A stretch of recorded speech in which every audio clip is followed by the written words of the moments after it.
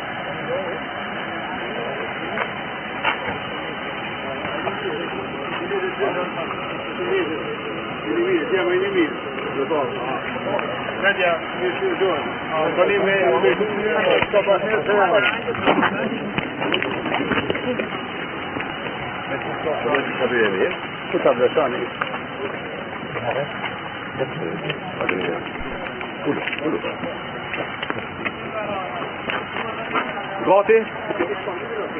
Ani. Kryetar mundesh me. Përshëndetje media. Sikur që është prit tash një kohë, veç jam në Kosovë, sot.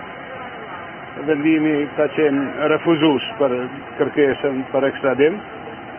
E kam thonë që kërkesa në vetë ose ideja e ekstradimit tim në Serbi është tesh për luftë, nuk jam tallë kur e kam thonë këta. Me 24 mars, natë 8,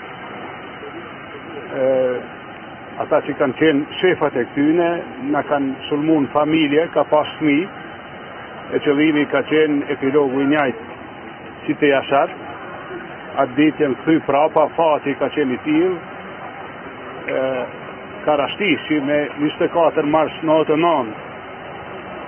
Ja u kem kthy në shtëpiat e tyne po prej ajrit. Gjithë jeta ka me shku kështu.